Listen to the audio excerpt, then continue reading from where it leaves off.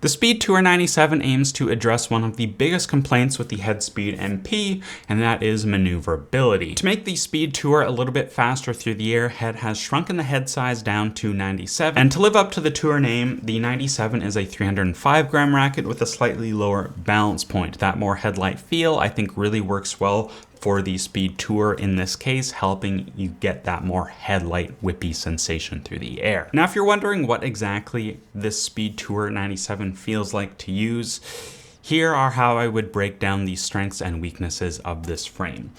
Its strengths are definitely its feel and the on-center performance. As you would expect from a smaller head size frame, you definitely got to hit this bad boy in the middle for it to play its best. And the final strength would definitely be its maneuverability or speed through the air. This is a very fast feeling frame. Now, what's average about the Speed Tour? It's mainly just spin. It doesn't lack a huge amount of spin, like it's not a pure flat hitter's frame, but it's also not going to magically add RPMs to your game. It's not a spin racket per se, but that strong maneuverability will help you find spin where you need it and when you can access it. And finally, the two main weaknesses of the Speed Tour are both related, and number one would be stability, and number two would be off-center performance. Despite what I would call exaggerated reports of massive forgiveness for 97 square inch head, this is still not a forgiving racket. I actually think it does really compete well with a lot of 98s, but it's also significantly less forgiving than a lot of 98s out there. Let's get into the strengths in a little bit more detail here, starting off with feel. This is a tremendously rewarding racket to use. You've probably already seen reviews touting this racket for having great hitting noise, and I think that's definitely true. There's a snap, there's a crack, there's a loudness to on-center contact with this frame that is tremendously rewarding, especially as you increase your racket head speeds. It reminds me a lot of the Gravity Tour in that way because it is just so rewarding to use. I absolutely loved serving with this frame because I really could hear this racket tell me when I made good solid contact with the ball.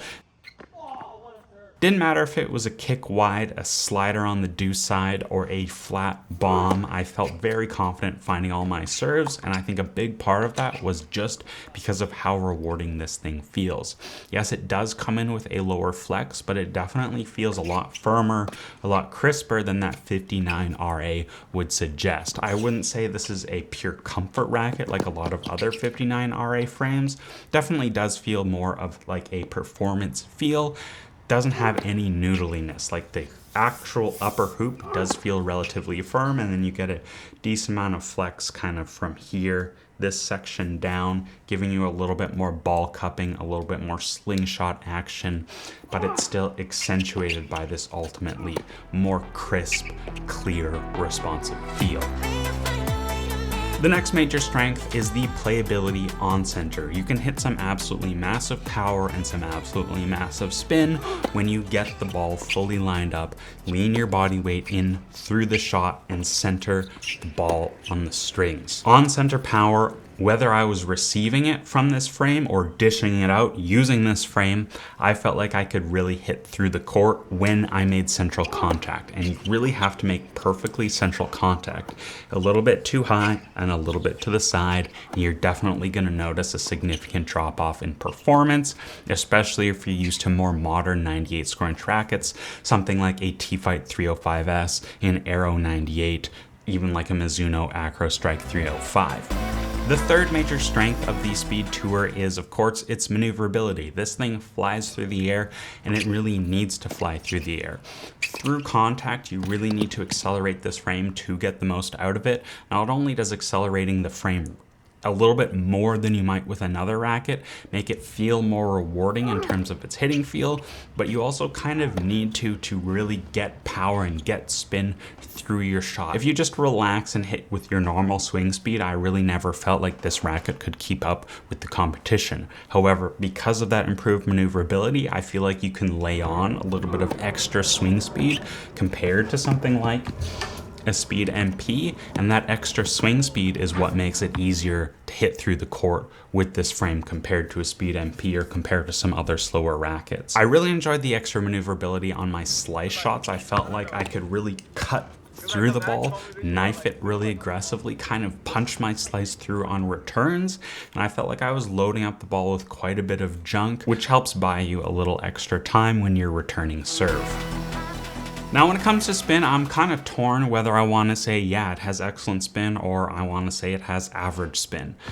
On center, the spin is huge. When I first played against Luca and he was testing this frame, I felt like he was hitting more RPMs than he normally does, and that's when we were testing V-cores. The thing is, when I'm using this frame, I don't feel like I can create that much shape on the ball, and that could be because I have become so used to very spin-friendly rackets and spin-friendly string setups, but even when I put a solid spin string like Tourmaline A5 in this frame, I didn't feel like that spin string was getting more RPMs out of this frame. What makes this racket good for spin though is its modulation. So because it has great maneuverability, you can really choose how much spin you want to apply on every shot. You want to dip a little bit of extra topspin, let that racket fall back behind and brush up the back of the ball to really loop it deep and high over the net. You can absolutely do that with the Speed Tour, which I really appreciate because not all 97s will give you that opportunity. You want to flatten the ball out and hit a laser, the Speed Tour will oblige. You want to hit a gnarly, devious knifing slice, that is in fact one of the Speed Tour's best attributes. But will it enhance spin on every shot? I would say probably not. It just gives you what you ask for, which is probably exactly what you want out of a 97 square inch racket after all. When it comes to weaknesses, stability and forgiveness are the two main ones here. It is not the most stable racket, even when you put a little bit of lead tape at 10 and 2, which I have done. It doesn't add a ton of extra twist resistance, shall we say. When returning serve, you really have to center the ball. If you're just trying to block it and you catch it off center, the racket will twist on you for sure. That is the price you pay for all this maneuverability. There's just not enough weight or material towards the outside of the frame to really stand up and redirect pace the way a stiffer, more modern frame would. Now I can live with slightly less stability for the sake of maneuverability, but what really frustrated me with the Speed Tour was the inconsistency of the racket face. When you hit the ball on center, this is one of the best rackets out there, but as soon as you make suboptimal contact, the racket kind of falls apart. I truly wonder where this racket would have turned out if they went for like a 315 gram weight distribution, something like the Gravity Pro or the Radical Pro. I think then the Speed Tour would have had the mass to back up its smaller head size, but I think in its current package it's just a little bit too unforgiving for competitive modern tennis. There are plenty of times where me and guys who I test this frame with, like Mitch, who you've seen in the videos, and Simon, we all felt like on center we could hit normal power, but if you made contact off center, there were times where the ball would just die in the net and there were times where the ball would just fly out of control. I think a large part of that is because of the reduced stability, so the racket can twist in your frame, changing the angle of the racket face just more than you would expect, changing the launch trajectory of the frame, because I really don't feel like the inconsistencies with this racket are due to its flex. I think it flexes really consistently and really sweetly and really predictably. It's just that the pure mechanical stability of this frame is kind of low, so you have to swing fast, you have to get your body weight moving through the court, and you have to center the ball pretty perfectly with the Speed 97 to produce anything effective at any kind of competitive level. Now, when it comes to the string setups that I tried for this racket, what's in here right now is Slinko Mach 10 in the 18 gauge. I thought going for a 1.5 millimeter string would help open up a lot of forgiveness off center. It did not. Ultimately, this is really not that string sensitive of a frame, and I've kind of been finding that with head frames lately. It's like they all have kind of a neutered feel, meaning like you just kind of have this slightly chalky, slightly empty hitting feel, so the string doesn't really change it that much. Between this Mach 10 18, Tourmaline A5, RPM Blast, and Grapple Snake Tour M8, I got pretty similar playability results from all of them. They did, of course, feel slightly different. I think I probably prefer A5 because of the extra forgiveness compared to like M8. or Blast, but they all played pretty decently. I probably wouldn't go to anything crazy shaped in this frame because I think that might defeat a little bit of the control-oriented purpose that you're working with here. And stiffer strings do tend to help wake up that head feel a little bit, so that does work pretty well. I have to say I was a little bit disappointed that my thin string experiment didn't work out.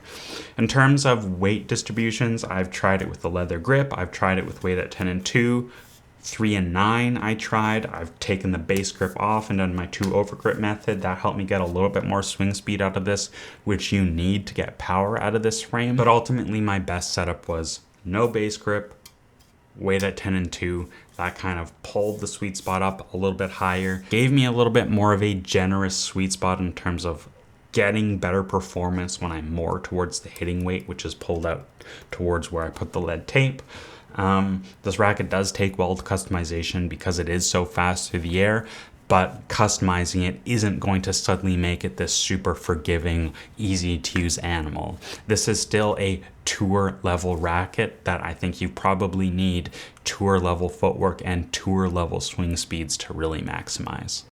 So who do I recommend this racket for? I think the Speed 97 is great for players who are attacking players. These players are ahead in the rally more often than not. They probably hit harder than most of their opponents, so their opponents are hitting slower balls back to them, giving them time to set up, center the ball on the strings, and get their body weight moving through the court. I would say if you're more of an intermediate level player, this racket is usable in that it is more accessible than something like a Pro Staff 97, which just has a higher static weight. So because it's lighter, you're going to be able to find swing speeds more easily. And in that way, it is more accessible. But when compared to a more modern playing 98, I just don't think this is going to be the best option for like a truly advanced competitive attacking player. I think if that is you, something like the Technofiber T-Fight 305S is going to give you much heavier balls. It's going to give you a lot more consistency across the racket face, and I don't think you're really losing that much control or that much maneuverability. Are you losing a little bit of comfort going to a racket stiffer like that? Yeah, for sure, but I think that can be adjusted with strings and string setups. Ultimately, is this a bad racket? I would say definitely not. There are plenty of redeeming qualities of the Speed Tour, like the hitting feel is super fun and super rewarding. But when it comes to what makes a racket a competitive option, what makes a racket a best option for your game, for winning matches, I think something like the Blade 98 is a much more complete package, offers much better consistency across the racket face. It's easier to hit harder, heavier shots with something like the Blade 98, the Technofiber T-Fight 305S if you like a crisper, stiffer feel. I do find this racket a little bit hard to recommend at the end of the day, even though it was a very fun, very rewarding racket to use.